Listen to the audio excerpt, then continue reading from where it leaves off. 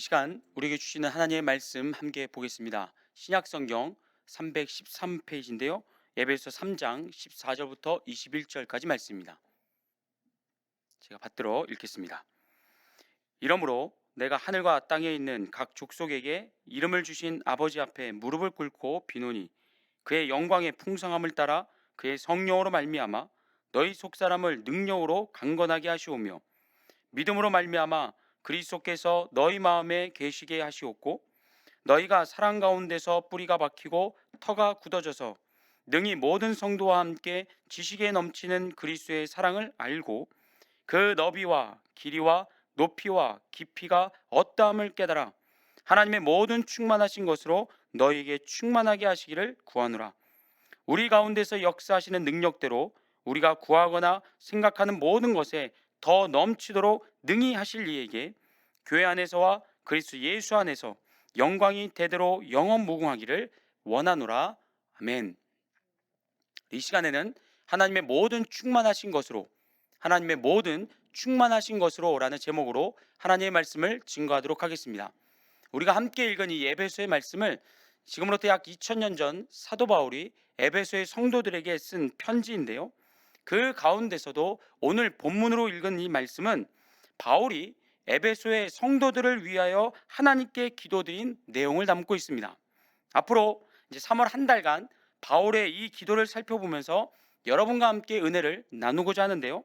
첫 시간이 오늘은 이 기도의 배경이 되는 것과 그 다음에 목적을 말씀드리고요. 구체적인 내용은 다음 주부터 살펴보도록 하겠습니다. 이 시간에 본문 말씀을 다시 한번 제가 읽어드리겠습니다.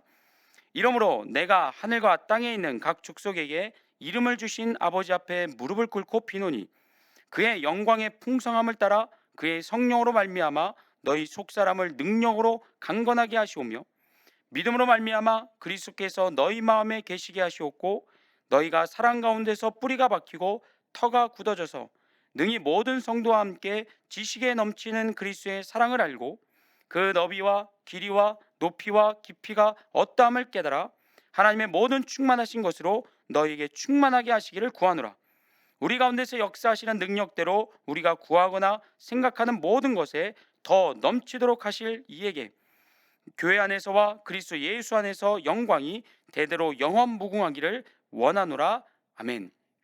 보시는 것처럼 바울이 에베소의 성도들을 위하여 기도드렸던 내용은요, 그 분량이 그렇게 길지는 않습니다. 그러나 그 안에 담겨 있는 표현들을 보시면 족속에게 이름을 주신 아버지, 그분의 영광의 풍성하심, 속사람을 능력으로 강건케 함, 지식을 초월하는 그리스도의 사랑 등등 바울이 드렸던 기도 안에는 신학적으로 매우 깊은 의미와 감동을 담은 표현들로 가득 차 있습니다. 이런 기도문이 바울을 통해서 만들어지게 된 배경을 먼저 말씀드리면요. 에베소서 3장 1절 말씀을 보시겠습니다. 이러므로 그리스도 예수의 일로 너희 이방인을 위하여 갇힌 자 된 나 바울이 말하거니와. 여러분, 지금 에베소서를 기록하고 있는 바울의 현재 상태, 현재 처지가 어떻다고 이야기합니까? 그는 로마 감옥에 현재 갇혀 있었습니다. 물론 당시 바울은 아직 재판을 받기 전이었기 때문에 일반적인 동굴형 감옥이 아니라 주택에 갇혀 지내고 있었습니다. 그러나 거주하는 장소만 다를 뿐이지 다른 사정에 있어서는 보통의 죄수들과 다르지 않았습니다. 그의 손과 발이 쇠사슬로 단단히 묶여 있었고 군인들의 철저한 감시 속에서 집 밖으로는 단 한 발자국도 나갈 수 없었습니다. 그런데요, 여기서 지금 로마 감옥에 갇혀 있는 바울의 모습에서 조금 더 시간을 뒤로 돌려보면 사실 바울의 감옥 생활은 예루살렘에서부터 시작된 것이었습니다. 거기서 유대인들에게 거짓으로 고발당했던 바울은 로마 총독에게 붙잡혀서 2년간이나 감옥살이를 하게 되는데요. 당시 바울을 구금해 두었던 이 벨릭스와 베스도 총독은 그가 무죄하다는 사실을 알고 있었습니다. 그럼에도 바울을 향한 유대인들의 분노가 대단했기 때문에 유대인들이 자칫 폭동을 일으킬까 두려워하여 바울을 마냥 감옥에 가둬둔 것이었습니다. 그렇다면 당시 유대인들이 바울을 이토록 미워했었던 이유가 무엇인가? 우리가 알다시피 사도 바울은 회심하기 전까지 유대교에서 전도 유망한 인물이었습니다. 그런 그가 다메섹 도상에서 부활하신 예수님을 만나고 난 뒤로 십자가에 못 박혀 죽은 예수를, 즉 하나님의 저주를 받은 예수를 구원자로 믿고 전하는 그 모습은 유대인들이 보기에 별로 좋아 보이지 않았습니다. 하지만 더 괘씸하고 화가 났던 일은 뭐냐면, 바울이 전하는 이 예수 그리스도의 복음을 듣고 수많은 유대인들이 바울을 따랐다는 것이었습니다. 바울이 전도 여행을 떠나기 전까지는 각 도시들에서 유대인들의 영향력이 상당히 있습니다. 그리고 그 유대인들이 갖고 있었던 영향력의 중심에는 회당이 놓여 있었습니다. 하지만 예수 그리스도의 복음을 들은 이방인들의 관심은 유대교와 회당을 떠나 바울과 예수님을 향하게 되었고, 이를 지켜보며 심히 질투하고 시기한 유대인들은요, 바울을 도시 밖으로 쫓아내는 것도 모자라서 그의 뒤를 쫓아다니면서 전도 사역을 방해하고 구원받은 이방인들을 괴롭히는 모습을 우리는 사도행전에서 찾아볼 수 있습니다. 그러다가 3차 전도여행 중에 예루살렘을 방문하게 된 바울을요, 이 유대인들이 아주 작정하고 죽이려 했습니다. 그러니까 그들의 권모술수에 의해서 그렇게 바울은 억울하게 감옥살이를 하게 된 것이었습니다. 이처럼 유대인들에게 미움을 받고 또 핍박을 받는 과정에서 바울의 몸에는 상처들이 하나 둘씩 늘어나게 되었습니다. 그런데 더 큰 문제는 뭐냐면, 당시 바울이 당하는 이 고난의 끝이 보이지 않았다는 사실입니다. 1차, 2차, 3차 매 차수의 그 전도행을 다닐 때는 말할 것도 없고요, 예루살렘에서 유대인들의 살해 유혹을 받으면서 2년이나 옥살이를 했던 바울은 로마에 넘어와서도 여전히 쇠사슬에 묶인 채 갇혀 지내야만 했습니다. 세상의 관점에서 보면 이런 바울의 처지는 참으로 절망적이고 분통 터질 만한 억울한 상황이었습니다. 그럼에도 바울은 이렇게 고백을 합니다. 에베소 3장 7절부터 8절을 보시죠. 이 복음을 위하여 그의 능력이 역사하시는 대로 내게 주신 하나님의 은혜의 선물을 따라 내가 일꾼이 되었노라. 모든 성도 중에 지극히 작은 자보다 더 작은 나에게 이 은혜를 주신 것은 측량할 수 없는 그리스도의 풍성함을 이방인에게 전하게 하시고. 여러분, 바울은 이방인에게 힘써 복음을 전한 대가로 물질적인 풍요로움이나 또 세상에서의 성공이 커녕 고난과 핍박의 환난을 계속해서 거듭해서 받아야만 했습니다. 그런데 그럼에도 불구하고 그는 어떻습니까? 하나님을 조금도 원망하지를 않습니다. 하나님, 제가 지금까지 힘써서 충성했는데 지금 이 꼴이 뭡니까? 왜 고난을 아직도 당해야만 합니까? 대체 하나님, 당신은 뭐하고 계십니까? 라면서 바울은 끝나지 않는 고난, 연속되는 고난 속에서 하나님을 향하여 원망과 불평을 터뜨리지를 않았습니다. 투덜거리지 않았습니다. 오히려 에베소 3장 7절부터 8절에서 보았듯이 바울은요, 고난도 은혜로 여겼습니다. 왜냐하면 모든 성도 중에 지극히 작은 나를 하나님의 일꾼으로, 이방인의 사도로 선택하신 것이, 나를 구원하셨을 뿐만 아니라 나를 하나님의 일꾼으로 선택하신 것이 너무나도 감사하여 바울은 복음으로 인하여 당하는 고난조차도 하나님의 은혜로 여겼고요, 복음으로 인한 핍박과 환난을 어떻게 합니까? 그는 자랑했습니다. 부끄러워하지 않았습니다. 그런데 여기서 한 걸음 더 나아가서 바울은요, 에베소의 성도들에게 이렇게 선포합니다. 에베소 3장 13절입니다. 오늘 본문 말씀의 바로 앞절인데요, 한번 보세요. 그러므로 너희에게 구하노니 너희를 위한 나의 여러 환난에 대하여 낙심하지 말라. 이는 너희의 영광이니라. 여러분, 지금 바울의 이 말은요, 생색내고 있는 게 아닙니다.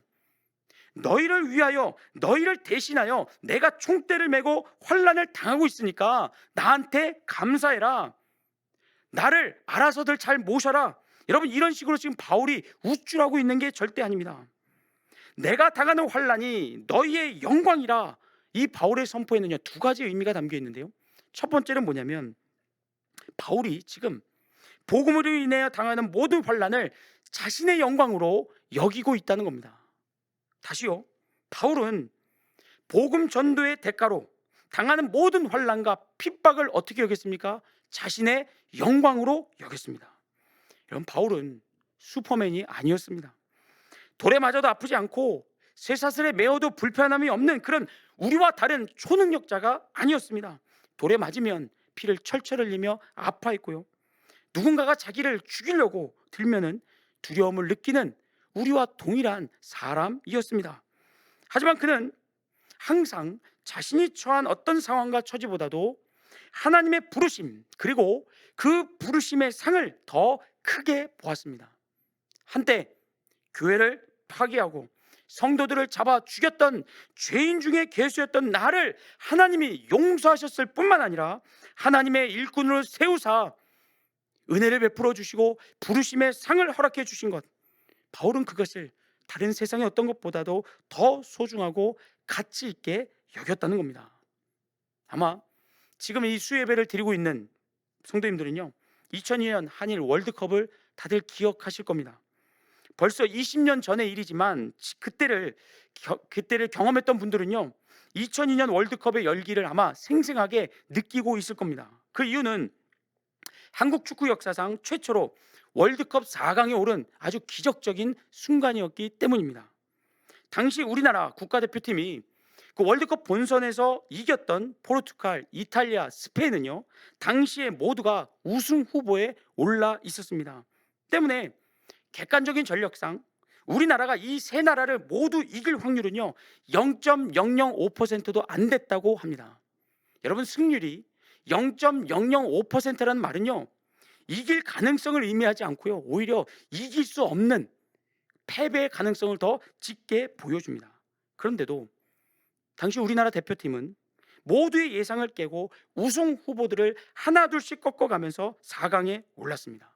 그렇게 승리를 거듭할 때마다 엄청난 감동과 전율을, 짜릿함을 우리 모든 국민들에게 안겨주었습니다. 그런데 이렇게 국가대표팀이 경기에서 승리하는 것 이상으로 그 경기를 지켜봤던 모든 관중들에게 감동을 준 사건이 있었는데요, 그게 뭐냐면 당시 그 선수로 뛰었던 국가대표들이 부상을 당했음에도 불구하고 포기하지 않고 끝까지 경기에 임했다는 겁니다. 미국과의 그 월드컵 예선 경기에서 공격수였던 황선홍 선수는요 이마가 찢어지는 부상을 당했습니다. 그런데 어떻게 했습니까? 벤치에 앉아서 쉬는 것이 아니라 머리에 붕대를 칭칭 감고 나와서 끝까지 뛰었고요. 또 이탈리아와의 16강 그 경기에서 김태형 선수가 코뼈가 부러지게 됩니다. 그런데 그 고통을 다 참아내면서 경기를 뛰었고요. 경기가 끝나자마자 가서 코뼈 수술을 받고 그 다음부터는 얼굴 그 안면 보호 마스크를 쓰고 계속해서 그 경기에 임하는 모습을 보여주었습니다. 그것을 보면서 모든 분들이 마음이 뭉클했고 참으로 감동을 받았습니다. 아시다시피 운동선수에게 있어서 몸은 가장 큰 재산입니다. 아무리 실력이 뛰어나도 몸이 성하지 못하면, 건강하지 못하면 더 이상 선수 생활을 할 수 없기 때문에 모든 운동선수들은 자신의 몸을 제1순위로 보호하고 간수하고 만전을 기합니다. 그런데 2002년 월드컵 당시에는요 선수도 감독도 누구도 몸의 부상을 크게 여기지 않았다고 합니다. 부상을 당해도 선수들은 더 뛰기를 원했고요, 그 감독이었던 히딩크 감독 역시도 부상을 당한 선수들을 말리기는커녕 벤치에 앉아서 쉬라고 하기는커녕 더 뛰라고, 더 나가라고 부추겼다고 합니다. 여러분, 건강한 몸이 재산인 선수들에게 자신의 몸이 망가지는 것도 무릅쓰고 그렇게 열심히 뛰게 했던 비결이 무엇일까요? 그것은 월드컵의 영예가 다른 그 어떤 경기보다도 월등하게 높았기 때문입니다. 월드컵의 영광이 무엇을 압도한 겁니까? 부상에 대한 선수들의 두려움을 압도한 겁니다. 월드컵이 가져다 주는 그 영광을 바라보면서 선수들은 자신의 몸이 부러져도 부서져도 아랑곳하지 않고 주저하거나 머뭇거리지 않고 그 경기에 임하고 뛰는 모습을 보여준 겁니다. 오늘 우리는요 20년 전 몸이 부서지고 깨어지더라도 그 경기에 임했던 선수들의 선택이 옳았음을 보고 있습니다. 2002년 당시에는 물론이고요, 20년이 지난 지금까지도 그때 선수들이 보여주었던 긍지와 자부심과 열정과 투지는 보는 우리로 하여금 감동을 주게 만듭니다. 또한 아무도 그 선수들이 잘못했다라고 어리석다라고 욕하는 사람들이 없이 지금까지도 그때 뛰었던 월드컵 대표 선수들을 사람들을 칭찬하는 모습을 우리는 볼 수 있습니다. 바울이요, 이와 동일한 마음가짐으로 전도의 사명을 감당했다는 겁니다. 더 중요하고 더 가치 있는 경기일수록 선수들이 자신의 안위보다도 그 경기에, 그 승리에 더 집중하듯이 바울에게 복음 전파의 사명이 그랬다는 거죠. 바울에게 있어서 복음을 전하는 일은 세상의 그 어떤 목표나 성공보다도 더 가치 있고 귀했습니다. 왜냐하면 죄인 중에 괴수인 나를 용서하셨을 뿐만 아니라 예수 그리스도의 복음을 맡기시고 이방인의 사도로 자신을 사용하시는 하나님의 은혜가 바울에게 있어서 너무나도 크고 놀라웠기 때문입니다. 그래서 1차, 2차, 3차 전도행의 횟수가 늘어갈수록 유대인들의 핍박은 더 거세지고 그의 몸에 남는 상처들은 더 깊어졌지만 바울은요, 그 모든 고난과 핍박을 영광의 상처로 여겼고요, 그것을 부끄러워하기보다는, 감추려하기보다는 어떻게 했습니까? 오히려 드러내고 자랑하고 자랑스러워했습니다. 고린도전서 15장 9절부터 10절을 보시죠. 나는 사도 중에 가장 작은 자라. 나는 하나님의 교회를 박해하였으므로 사도라 칭함받기를 감당하지 못할 자니라. 그러나 내가 나 된 것은 하나님의 은혜로 된 것이니 내게 주신 그의 은혜가 헛되지 아니하여 내가 모든 사도보다 더 많이 수고하였으나 내가 한 것이 아니요 오직 나와 함께 하신 하나님의 은혜로라. 그럼 어떻습니까? 바울이 고린도의 성도들에게 한 고백은요, 에베소서의 것과 다르지가 않습니다. 복음으로 인한 고난조차도 하나님의 은혜요, 나의 자랑과 영광이 된다고 하는 이 바울의 찬양은요, 감사는요, 언제 어디서나 동일했습니다. 그러니까 에베소의 성도들아, 뭐하지 말라는 겁니까?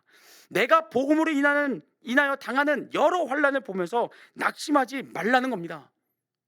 왜 하나님께서 바울을 고난에서 건져주시지 않는가? 나도 바울처럼 괜히 복음을 전했다가 괜히 유대인들한테 그 잘못 보였다가 고난의 늪에 빠지는 거 아닌가? 이런 의심이나 두려운 생각을 갖지 말라는 거. 이것이 에베소 3장 16, 13절에 담겨있는 첫 번째 바울의 메시지입니다. 이어서 내가 당하는 환난이 너희의 영광이다 라고 선포했던 바울의 이 선포에 담겨있는 두 번째 메시지는 뭐냐면요, 바로 이어지는 14절부터 이어지는 오늘 본문의 내용과 밀접하게 관련되어 있는데요, 그것은 뭐냐면 환난을 통하여 증명된 하나님의 능력과 말씀의 성취입니다.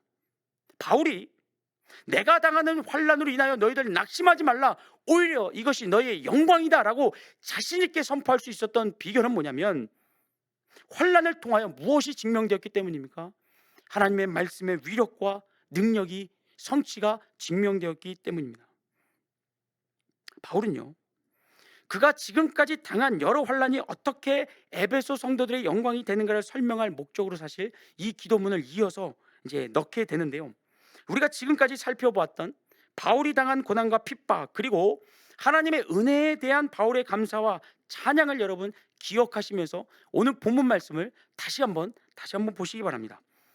이러므로 내가 하늘과 땅에 있는 각 족속에게 이름을 주신 아버지 앞에 무릎을 꿇고 비노니 그의 영광의 풍성함을 따라 그의 성령으로 말미암아 너희 속사람을 능력으로 강건하게 하시오며 믿음으로 말미암아 그리스도께서 너희 마음에 계시게 하시옵고 너희가 사랑 가운데서 뿌리가 박히고 터가 굳어져서 능히 모든 성도와 함께 지식에 넘치는 그리스도의 사랑을 알고 그 너비와 길이와 높이와 깊이가 어떠함을 깨달아 하나님의 모든 충만하신 것으로 너희에게 충만하게 하시기를 구하노라. 우리 가운데서 역사하시는 능력대로 우리가 구하거나 생각하는 모든 것에 더 넘치도록 능히 하실 이에게 교회 안에서와 그리스도 예수 안에서 영광이 대대로 영원 무궁하기를 원하노라. 아멘. 바울은 자신이 복음으로 인하여 당하는 그 여러 환난이 어찌 에베소 성도들에게 영광이 되는지를 설명하기 위해서 이 기도문을 작성하고 기도를 드렸습니다. 앞서 말씀드렸듯이 이 기도문 안에는요, 신학적으로 너무나도 풍성한 의미와 감동을 담은 단어들이 가득 들어 있습니다. 그런데 바울이 선택한 그런 단어의 의미들보다도 사실 더 중요한 것은 뭐냐면, 당시 바울이 이 기도문을 작성할 때 책상에 앉아서 사전을 펼쳐놓고 사전 속에서 단어들을 뽑아서 기도문을 작성한 게 아니라는 겁니다. 다시 말하면요, 바울은 지금까지 자신이 경험해 보지 못한 일들을 가지고 그것을 근거로 해서 지금 기도문을 작성한 게 아니었습니다. 누가 그러는데 하나님의 영광이 풍성하다더라, 누가 그러는데 성령으로 말미암는 속사람의 강건함이 있다더라, 나는 아직 경험해 보지 못했는데 그리스도의 사랑에 넘치는 지식도 있다더라. 그래서 확신은 없지만, 내가 경험했다고 말할 수는 없지만, 그런 줄 알고, 그런 게 있는 줄 알고 너희를 위하여 기도한다. 여러분, 이런 식으로 바울이요, 아주 불투명하고 희미한 지식과 막연한 기대를 가지고 에베소 성도들을 위하여 기도한 게 아니라는 겁니다. 바울은 철저하게 그가 기도하는 모든 내용의 능력과 실체를 체험했습니다. 바울은 각 족속에게 이름을 주신 살아계신 하나님과 동행했고요, 그분의 영광이 얼마나 풍성한지를 그가 직접 경험했습니다. 성령으로 말미암는 속사람의 강건함을 바울은 소유하고 있었고요, 그리스도의 사랑에 깊이 뿌리를 내리고 지식에 넘치는 그리스도의 사랑을 알았을 뿐만 아니라 그 사랑의 풍성한 높이와 깊이와 넓이와 그 모든 것들을 그의 삶 속에서 누리며 살았다는 사실입니다. 즉, 바울은 철저하게 자신의 체험을 바탕으로 해서요, 에베소의 성도들에게도 하나님께서 동일한 은혜를 베풀어 주시기를 간절히 기도했던 것이었습니다. 그런데 여러분, 이런 바울의 체험과 함께 우리가 놓치지 말아야 될 것이 하나 있습니다. 굉장히 중요한 게 있습니다. 그건 뭐냐면, 그렇게 하나님의 말씀의 능력과 성취를 체험했던 그 현장입니다. 대체 바울은 언제 어디서 하나님의 살아계신 능력과 권세와 위엄을 체험했는가? 그것은 바로 고난과 핍박과 환난의 장소였습니다. 바울은요, 적당히 신앙생활하거나 육체의 정욕과 탐심을 쫓으면서 편안함을 추구하는 가운데 하나님의 말씀의 능력을 체험하지를 않았습니다. 그는 사역의 현장에서, 더 정확히 말하면 복음 전파의 대가로 유대인들에게 고난과 핍박을 받았던 그 현장, 사방으로 우겨싸움을 당하고 거짓 고발과 살해 유업을 받는 그 절망스러운 현장에서 바울은 하나님을 만났습니다. 하나님의 능력을 체험했습니다. 하나님의 은혜를 경험하며 나아갔습니다. 고린도후서 4장 7절부터 10절입니다. 우리가 이 보배를 질그릇에 가졌으니 이는 심히 큰 능력은 하나님께 있고 우리에게 있지 아니함을 알게 하려 함이라. 우리가 사방으로 우겨쌈을 당하여도 쌓이지 아니하며 답답한 일을 당하여도 낙심하지 아니하며 박해를 받아도 버림받지 아니하며 거꾸러뜨림을 당하여도 망하지 아니하고 우리가 항상 예수의 죽음을 몸에 짊어짐은 예수의 생명이 또한 우리 몸에 나타나게 하려 함이라. 네, 바울은 에베소 성도들을 위하여 기도한 이 모든 기도의 제목을 어떻게 했습니까? 자신의 삶을 통해서 확인하고 검증하였습니다. 지금까지 사방으로 적들에게 둘러싸이고 억울하고 답답한 일을 당하며 거꾸러지고 망할 위기에 바울은 수없이 처했습니다. 아니, 자신의 인생과 삶을 그런 현장으로 몰아 넣었습니다. 그럼에도 그가 지금까지 살아서 에베소 성도들을 위하여 기도할 수 있었던 비결은 어떤 위기 상황에서도 그를 지키시고 보호하여 주시고 건져 주신 하나님의 은혜와 충만한 능력 덕분이었다는 겁니다. 다시 말하면 바울이 지금까지 당했던 그 고난과 핍박, 아직도 끝나지 않은 그 고난은요, 다 하나님의 위대하심을 드러내고 증명하는 기회가 되었다는 겁니다. 에베소의 성도들이요, 나를 보라는 겁니다. 나를 보라. 사방으로 우겨쌈을 당할 때 하나님께서 나를 어떻게 건져주셨는가를 보아라. 답답한 일을 당하고 억울한 일을 당할 때 하나님께서 내 속사람을 어떻게 강건하게 하셨는가를 보라는 겁니다. 내가 육체적으로 고통을 당할 때 그것보다 더 큰 그리스도의 사랑으로 나를 붙잡아 주시며 거꾸러뜨림을 당해도 다시 7번 넘어져도 8번째 일어설 수 있도록 이끌어 주신 살아계신 하나님을 보고 믿으라는 겁니다. 하나님을 신뢰하라는 겁니다. 나를 통하여 증거된 살아계신 하나님, 그 하나님을 신뢰하고 의지하면서 하나님의 부르심을 영광으로 여기라는 겁니다. 사랑하는 성도 여러분, 이러한 바울의 체험이 만약에 개인적인 체험으로만 끝났다면, 바울 이후에 누구도 이런 하나님을 경험해 본 적이 없었더라면요, 에베소의 성도들은 바울의 기도에 귀 기울이지 않았을 겁니다. 어차피 이건 바울의 일이고 우리와는 상관없는 일이라고 치부하면서 에베소의 성도들은 모른 척 했을 거고요.